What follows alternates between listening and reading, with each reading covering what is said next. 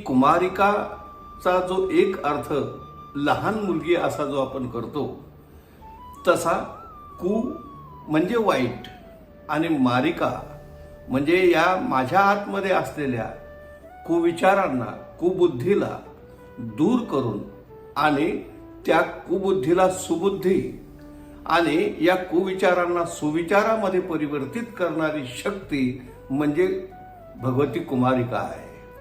आणि म्हणून मला अशी सुबुद्धी, अशा पद्धतीचे सद्गुण मला मिळो अशी त्यामागे प्रार्थना आहे.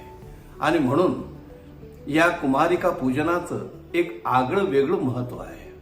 आणि या दृष्टिकोनातून आपण जर ते पूजन केलं तर भगवतीच्या कृपेने आपल्याला निश्चितच याचा अनुभव आल्याशिवाय राहणार नाही.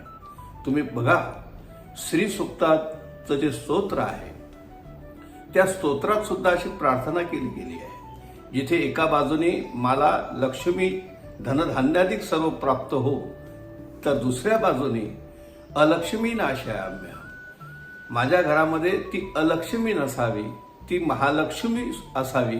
ही जशी प्रार्थना आहे तशी कुमारिका पूजन मध्ये माझ्यामध्ये असलेले जे जे म्हणून काही कु म्हणून जे काही असतील, कुविचार असतील, कुबुद्धी असेल, या सगळ्यांचा नाश हो आणि मला सुबुद्धी प्राप्त हो, जेणेकरून माझ्या हातून चांगल्या प्रकारचं धर्माचरण घडेल आणि आपला विकास होईल, अशी प्रार्थना या कुमारिका पूजनातून केली गेलेली आहे. खरोखर आमचे ऋषी आणि त्यांनी दिलेली ही जी काही उपासना आहे ही या दोन्ही अर्थाने खरोखर दिव्य आहे, की एका बाजूने श्री म्हणून तिचाही शक्ती स्वरूपात गौरव आणि सन्मान करून आणि दुसऱ्या बाजूने आपल्या आतमध्ये सुद्धा या प्रकारच्या सद्गुणांची प्राप्ती, याचा समन्वय आपल्याला या कुमारिका पूजनातून पाहायला मिळतो आणि तो आपल्याला प्राप्त हो अशी प्रार्थना करतो. जय श्रीनाथ.